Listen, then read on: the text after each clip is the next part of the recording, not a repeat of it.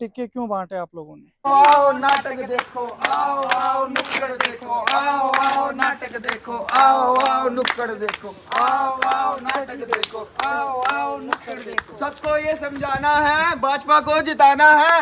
आओ आओ सारे आओ, सुख सुविधा और राष्ट्रीय राष्ट्रीय एकता दी मिसाल लिए चलियो। देश इसको बचाने खातिर ये कमल का फूल है खिलिया। जन जन के मन चितलाओ, कमल खिलाओ, कमल लाओ। आओ सारे आओ, बीजेपी को सफल बनाओ, आओ आओ सारे आओ, बीजेपी को सफल बनाओ।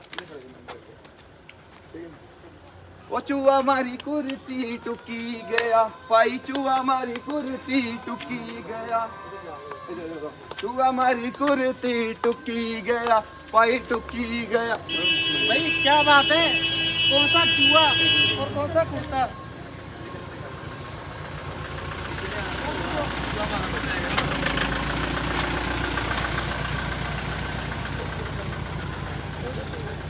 कौन सा कुर्ता और कौन सा चूहा और कहाँ से काट गया? आओ मैं सीधू सुई धागे से। अरे पागल, ये तेरे सुई धागे से सीने वाला दाग थोड़ी है, ये तो वो सुराख है जो जम्मू कश्मीर को दीमक बन के खा रहा था। वो तो शुक्र हो बीजेपी सरकार का कि आके हमें बचा लिया। हाँ, अभी फिर से इलेक्शन आ रही है, किसको वोट डालोगे? बीजेपी को। हाँ, घर घर कमल खिलाना है, बीजेपी को सफल बनाना है और जम्मू कश्मीर को बचाना है। अभी हम देखेंगे जो 370 आर्टिकल टूटा है, उसके पहले जो जम्मू कश्मीर के हालात थे वो कैसे थे। आइए नाटक के माध्यम से देखते हैं। मारो मारो बचाओ बचाओ, मारो मारो मारो छोड़ो छोड़ो छोड़ो, बचाओ बचाओ बचाओ बचाओ बचाओ बचाओ बचाओ। तो देखते हैं जब से आर्टिकल टूटा है, जो बीजेपी ने तोड़ा है, क्या फर्क पड़ा है हमारे जम्मू कश्मीर में, क्या बदलाव आया है, इस नाटक के माध्यम से हम देखेंगे।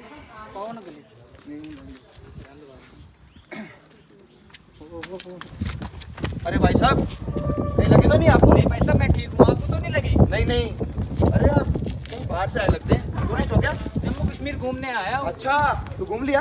अभी तो घूम ही रहे हैं। अरे भाई साहब इधर आइए, मेरा काम है जम्मू कश्मीर घूमना और घुमाना। अच्छा, मुझे टूरिस्ट गाइड कहते हैं। हाँ, वो देखिए, वो आप डल लेक देख रहे हैं? हाँ। वहाँ पे चलता है शिकारा, शिकारे में बैठेंगे जन्नत सा मजा आता है। वो वेरी देखिए, नाइस शिकारा। वो देखिए लाल चौक। अरे फोटो खिंचवाइए साहब, सेल्फी लगेगा। हाँ, वैसे मैंने सुना था कि जम्मू कश्मीर आने से पहले लोग डरते थे। अरे क्यों डरते भाई साहब, इतना अच्छा कश्मीर है, जम्मू इतना अच्छा है, लोग इतने अच्छे हैं। सुना है जम्मू कश्मीर में पत्थरबाजी होती थी। अरे जनाब होती थी,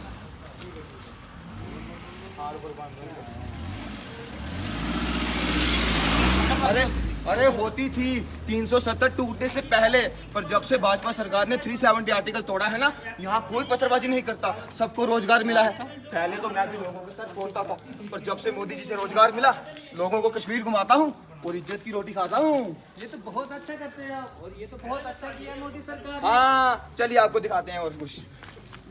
हाँ, तो आइए देखते हैं कि पहले क्या होता था कि जो गरीब लोग होते थे अपना इलाज नहीं करवा पाते थे क्योंकि पैसे की दिक्कत होती थी, तो भाजपा सरकार ने उस पर भी काम किया है। तो आइए देखते हैं इस नाटक के माध्यम से ये बात।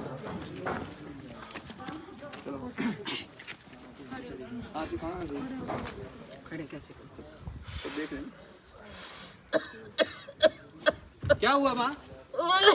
हाँ क्या हुआ? बेटा, इस धुएं ने तो मेरी जान ही ले ली। क्या हालत कर दी आपने इस धुएं से। आप चलिए मेरे साथ हॉस्पिटल। नहीं बेटा, हॉस्पिटल के बिल कहाँ से देंगे हम गरीब लोग, मैं ठीक हो जाऊंगी। माँ, मैं अपना खून बेचकर भी आपका इलाज कराऊंगा, आप हॉस्पिटल चलो। अरे माता जी उठिए उठिए, देखिए आपने क्या हाल बना लिया धुएं से अपना, उठिए।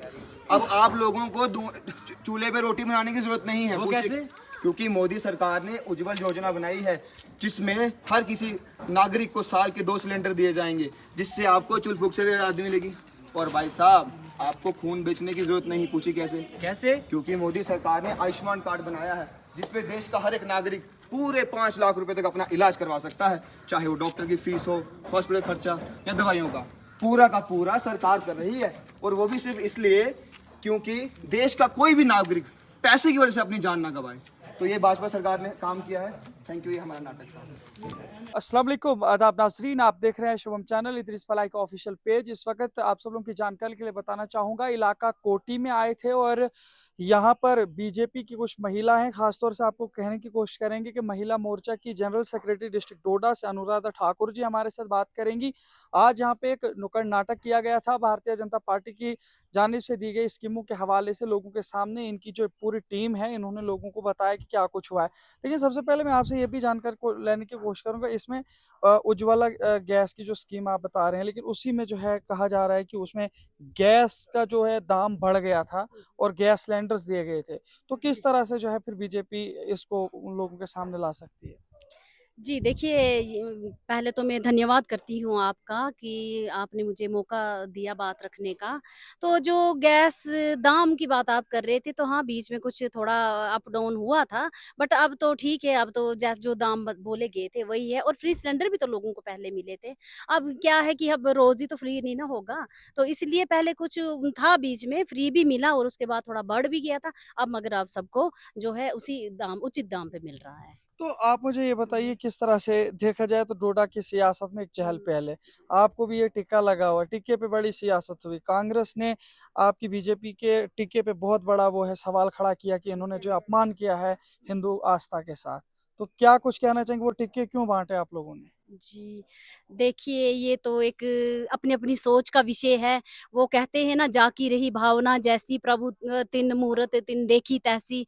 जिन्होंने ये इल्ज़ाम लगाया या जिन्होंने ये बोला कि एक पति जो है वो देता है ये टिक्के या बिंदी सिंदूर जो है ये सुहाग चिन्ह की निशानी है, सिर्फ़ एक पति ही दे सकता है, दूसरे लोग नहीं दे सकते हैं। तो मैं उनसे कहना चाहूँगी कि क्यों, जब आपके पिता आपको सरगी के रूप में जब करवा चौथ पे आपको घर से भेंट दी जाती है, तो क्या उसमें सुहाग की निशानियाँ नहीं दी जाती हैं? तो क्या एक पिता, एक भाई अपनी बहनों को, अपनी बेटियों को, अपनी बच्चियों को ये चीज़ें नहीं दे सकता है उपहार के रूप में, आशीर्वाद के रूप में? जिन्होंने ये इल्ज़ाम लगाया वो तो सिर्फ़ पॉलिटिक्स कर रही हैं। उन्हें तो इन चीज़ों का पता ही नहीं, इन चीज़ों को वो जानती ही नहीं है। हमारे पापा, हमारे भाई, हमारे जो भी बाहर जाता है किसी अच्छे तीर्थ स्थल पे जाता है, वो वहाँ से हमारे लिए सिंदूर, चूड़ियाँ, हमारे सुहाग की निशानियाँ लेके आती हैं। तो क्या हम उन्हें भी किसी अलग रूप में देख सकते हैं? ऐसा कुछ नहीं है, वो लोग सिर्फ़ पॉलिटिक्स कर रहे हैं और वो सिर्फ परिहार साहब को बदनाम करने की कोशिश कर रहे हैं। उनके पास मुद्दा कुछ नहीं है, इसलिए यहाँ पे आके ये गंदगी फैला रहे तो हैं बस। आप मुझे ये बताएं, आज आप लोग कोटी में आए थे, तो क्या कुछ रुझान है? क्योंकि अब तो बस चंद ही दिन बाकी हैं, कल मोदी जी भी डोडा में आ रहे हैं। कल हम मरमत इलाके में गए थे, भीड़ काफी ज्यादा देखी गई अलायंस के साथ। तो क्या कुछ ऐसा लग रहा है, माहौल कैसा बन सकता है कल 14 को? जी, माहौल तो हमारे पक्ष में ही होगा, हमें ये पता है। मोदी जी का चार्म ही ऐसा है, उनका जादू ही ऐसा है कि हर कोई अपना काम छोड़ के पहले मोदी जी से मिलने के लिए आएगा। और रहा सवाल कि माहौल किसी और तरफ है, तो ऐसा कुछ नहीं है। लेकिन हाँ। एक बात है ना मैम, जिस तरह से वहाँ पे परसों कलोता में जो मसला हुआ, जी। तो उसके बाद जो नारेबाजी हुई, बाकी सारी चीजें, उसके बाद तो रुझान कुछ उलट सा गया है, ऐसा कुछ माहौल नहीं, देखने को मिल रहा है। आप जहाँ से देख रहे हो तो वहाँ से आपको ये उलट लग रहा है, मगर जिस जगह से हम देख रहे हैं, हमें सब चीज़ें अपनी फ़ेवर में लग रही हैं। इसे आप और कॉन्फिडेंस नहीं बोल सकते हैं, क्योंकि जिस तरीके से हमारा पार्टी का हर कार्यकर्ता मेहनत कर रहा है, इस वक़्त ग्राउंड पे उतरा हुआ है, हर कोई मेहनत कर रहा है। स्पेशली मोदी जी के आने के लिए जो तैयारियाँ की गई है, हम घर-घर जाके देखिए, इस नाटक के माध्यम से हम लोगों को समझाने की कोशिश कर रहे हैं और जहाँ भी जा रहे हैं, लोगों से यही कहने की कोशिश कर रहे हैं कि मोदी जी के वेलकम के लिए ज़रूर आएँ। और हर कोई तैयार बैठा है इस चीज़ के लिए। तो इसमें पॉलिटिक्स की दो राय नहीं है, चाहे पार्टी कोई भी हो। मोदी जी ने ऐसे काम किए हैं कि वो अपने काम से उनका नाम हुआ है। ऐसा कुछ नहीं है कि वो सिर्फ मोदी हैं तो इसलिए प्रचलित हैं, जी नहीं। वो एक विश्व गुरु बनने के उस पे हैं इस वक़्त। तो उनका अपना एक काम है, अपना एक नाम है। उन्होंने भारत को एक ऐसे मकाम पे पहुँचा दिया है, जहाँ पे इस वक़्त हमें सब इज़्ज़त की नज़रों से देखते हैं। इसलिए ऐसा कुछ नहीं है, हम जिस स्थिति में हैं इस वक़्त, मुझे तो स्टेबल लग रही है। चलिए, बहुत शुक्रिया। तो नाज़रीन, आपने देखा अनुराधा ठाकुर जी ने हमारे साथ बातचीत की है। कल मोदी जी के आने के हवाले से घर-घर जा रहे हैं। नुक्कड़ नाटक की टीम इनके साथ थी। हर इलाके में जो है मोदी जी की लाई हुई स्कीमों के हवाले से लोगों के सामने बता रहे हैं। अब तबसरे में आप भी बताइए कि उन स्कीमों से आप कितना लाभ उठा पाए हैं और कितना उठाने की कोशिश करेंगे। देखते रहिए शुभम चैनल। अपने मेज़बान इदरीस फलाई को दीजिए इजाज़त। मज़ीद पेशकश करेंगे, तब तक के लिए अल्लाह हाफ़िज़।